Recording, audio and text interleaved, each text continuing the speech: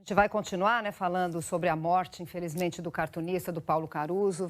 Vera Magalhães, minha colega, jornalista, está aqui com a gente ao vivo nesse dia difícil, hein, Vera, para o jornalismo. Nossa, muito difícil, Bom Beth. dia. Bom dia a todos. Difícil para nós da TV Cultura, muito difícil para o programa Roda Viva, que eu agora conduzo, mas que ele, né, ele foi fundador do Roda. Lá desde 1986, no primeiro programa já estava o traço dele, roubando ali a definição do Caetano. O Caruso é a mais perfeita tradução do Roda.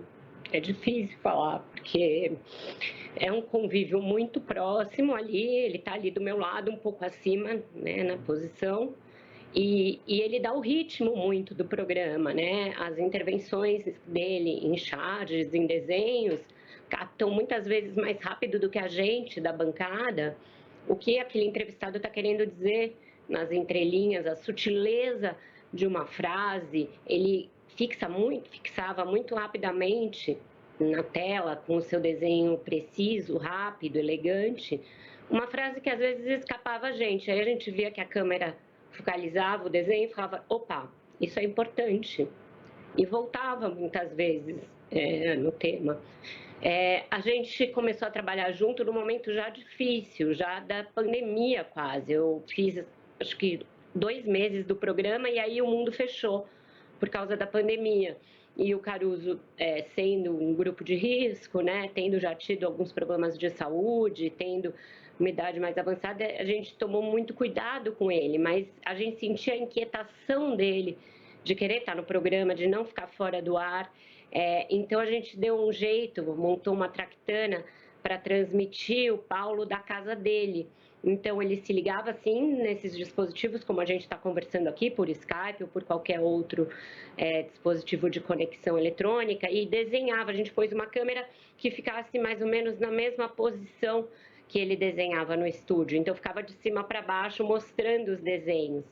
E era muito interessante ver um aspecto que eu, como convidada do Roda, antes não percebia, que era aquela disposição juvenil dele de estar no jogo, sabe? Então, quando ele achava que ele tinha uma charge muito boa, que ele tinha feito uma sacada muito boa, ele ficava apontando assim, me mostra, me põe no ar, que é mais ou menos a inquietação que os jornalistas têm para perguntar, né, na bancada. Muitas vezes ele queria perguntar também, ele chegou a fazer intervenções como entrevistador em várias ocasiões, já cantou lá de cima e já foi entrevistado junto com o Chico no Centro do Roda. Então, acho que esse é um programa que a gente deverá reexibir em breve. E foi quando ele falou sobre como ele conjugava essa necessidade de ser rápido e de captar rapidamente a entrevista com a necessidade também de fazer algum tipo de edição do trabalho dele que não magoasse o entrevistado por ele tocar num ponto muito duro ou que deixasse de ser sensível a algum aspecto. Então, isso é um tirocínio de artista, mas também de jornalista. Eu gostei que você chamou ele assim agora, quando eu estava conversando com a Laerte, quando introduziu a conversa comigo, porque é isso, ele era um cartunista jornalista, com essa verve, com essa alma de repórter, com essa disposição de buscar sempre uma espécie de furo imagético. Ele sabia que ele podia chegar na frente das matérias que iam retratar o programa depois com uma charge. E era um objeto de desejo, né? De todo mundo que ia ao programa ter uma charge do Caruso. Eu lembro quando eu fui a primeira vez, eu fui entrevistar o senador Cristóvão Buarque, eu era ainda repórter da Folha, e a coisa que minha mãe falou foi, minha filha, não deixa de pegar a charge do Caruso. Eu falei, claro, mãe, pode deixar. Você falou que ele, às vezes, queria fazer perguntas ali, né? Mas eu acho que sempre ele fazia perguntas, mesmo não verbais, as desenhadas, né? Porque você retratou aqui como que ele influenciava até a dinâmica do programa a partir de perceber uma expressão da pessoa. E a própria Laerte, que você acompanhou a entrevista, diz como ele era rápido, né? Na mesa ali, com vários amigos, ele ia desenhando todo mundo. Então, quer dizer, que olhar atento para o que não está dito, né, Vera? Para o que está ali na entrelinha de um rosto, de um semblante. Isso só um grande artista, né? E as conexões que ele fazia, às vezes o entrevistado soltava uma frase aqui, outra ali, e ele juntava as duas com maestria e compunha um terceiro significado. Isso é muito difícil de fazer, requer um talento muito específico. E você via a disposição que ele tinha para aquilo. Você pensa uma pessoa fazer o mesmo programa por 36 anos e ainda ser um apaixonado com essa grande, com esse tesão de trabalhar, né? Quando começou a abrir a pandemia, a gente ainda ficou muito com cuidado para ele voltar. Será que é o caso dele voltar? Eu quero ir de volta, eu quero ir para o estúdio, eu quero ir para o estúdio ali, de máscara. Ficava no lugar dele do estúdio que é mais isolado, a gente tinha todos os cuidados ali, mas ele chegava muito antes de todo mundo, com o estúdio ainda escuro, dispunha o material dele, o papel que ele ia precisar, as tintas que ele ia precisar, o solvente ali das tintas, os pincéis, as canetas, os lápis, e aí ele começava, antes da entrevista, já a esboçar aquele personagem. Então ele se preparava para aquilo. E você vê um grande artista brasileiro com essa estrada, com esse background, fazendo esses cuidados que muitas vezes, por arrogância ou por nos acharmos ali, a gente deixa de fazer, é uma grande lição, um super aprendizado, porque o talento, no caso dele, sempre veio conjugado com muito trabalho dele, do Chico. Você vê que é uma obra em constante aperfeiçoamento, que eles não se conformaram com o lugar em que eles estavam sempre buscando, o Chico ainda, e ele estava sempre buscando novas coisas, novas formas de expressar, livro, exposição no MASP, programa de TV, revista. Então, o acervo que fica disso é um acervo que conta a história do Brasil, desde os últimos anos da ditadura militar até hoje. É um acervo ilimitado, muito rico da história do Brasil. É uma perda muito grande para a gente. Sem dúvida alguma. É o que você falou, né? E num piscar, assim, num olhar, você consegue ver naquela cena determinado ponto da história do Brasil. E essa questão que ele tinha com a responsabilidade, né, em relação à profissão dele, de chegar antes, e a responsabilidade e o respeito com quem ele iria interagir naquele dia. Mas antes de encerrar a nossa conversa, Vera, estou vendo que você está, obviamente, muito, muito emocionada em falar sobre isso. Eu queria que você nos contasse particularmente algo que te marcou, além do pedido, claro, da sua mãe pela charge de Paulo Caruso. Nesses tempos de convivência aí do Roda Viva, que situação você lembraria agora que você acha que simboliza ele? Não, o Caruso é maravilhoso, né? E por meio dele, de certa maneira, eu também pude começar a acompanhar um pouco mais dessa família de talentos, né?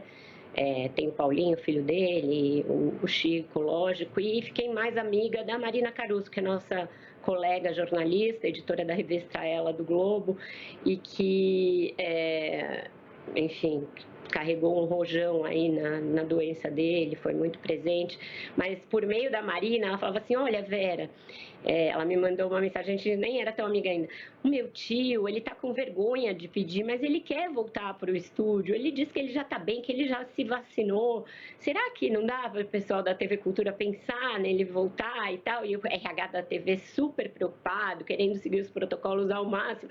Mas eu achei muito bonitinho, porque a gente já tinha uma certa intimidade ali daquele início, das outras vezes que eu ia ao programa, mas ele foi tão ansioso ali, formal, que ele fez um caminho pela Marina para chegar em mim, para dizer que ele queria voltar para o estúdio. Então, essa fome de desenhar que ele tinha, você falou aí, né, o transtorno obsessivo caricatural, isso ficava muito evidente. Ao fim do programa, ele descia, e agora que ele já estava mais fraquinho, com uma certa dificuldade, porque o lugar dele era mais em cima, então ele descia com aquele bloco e vinha orgulhoso mostrar as charges para o pessoal da bancada e para a gente e para o entrevistado. E ele vinha com realmente brilho no olho. Isso é muito legal e muito inspirador de você ver uma pessoa que trabalha há 35 anos no mesmo lugar e tem essa vontade, esse amor pelo trabalho. Então, ele descia e cada um falava, eu quero a minha, eu quero a minha. E às vezes, quando ele não conseguia desenhar alguém, ele tinha o cuidado de falar, olha, você estava numa posição ruim, estava um pouco virado, eu não consegui te desenhar, mas na próxima eu vou te desenhar, porque todo mundo queria ter uma charge do Caruso. Um monte de político me ligava depois, olha, não é querer incomodar, mas será que você podia pedir para o Caruso mandar a charge, principalmente nessa fase em que ele estava em casa ou que o entrevistado fazia remotamente? E aí a gente criou uma espécie de Caruso Sedex ali, que era mandar a charge bonitinha, num envelope que não amassasse, porque isso virou uma coisa ali icônica, né? Virou um fetiche para muitos políticos brasileiros, muitos entrevistados. Eu tenho várias minhas no meu escritório, aqui eu não tenho nenhuma, mas na parede do meu escritório, que não é o escritório de casa, tem várias fases de Carusos ali. E numa dessas vezes, na minha estreia, né, no meu programa de estreia, em janeiro de 2020, a gente saiu e foi para o Filial, que era um bar que ele amava, e ele falou, não, a gente não vai para casa, vai comemorar. Aí foi toda a bancada, foi a minha família, e foi ele para o Filial. E aí o meu filho pequeno estava junto e ele desenhou o meu filho pequeno no guardanapo, numa dessas vezes em que ele fazia isso, como a Laerte bem lembrou. E aí foi uma das vezes que eu fiquei bastante emocionada também, porque ali do nada, eu não esperava, ele desenhou o meu caçula num guardanapo de bar. Olha aí, Vera, mais uma característica de jornalista dele, apaixonado pelo filial. Qual jornalista, né? Não gosta. Fechou, ele ficou muito triste. Querida, olha, muito obrigada por estar aqui conosco nessa manhã de sábado para falar de um assunto difícil, mas tão importante, né? Para a gente dar a dimensão, a real dimensão dessa pessoa. E que talento que fica por aí para a gente vasculhar ainda. Quanta coisa a gente ainda não vai descobrir dele, né? O bom é isso, é que o traço fica, né? As cores Exato. permanecem. E essa obra vai aí chegar a outras gerações. Um beijo para a Marina, para os filhos, para o Chico, e que ele descanse em graça. É isso. Obrigada, Vera. Obrigada. Beijo. Obrigada a você por me receber.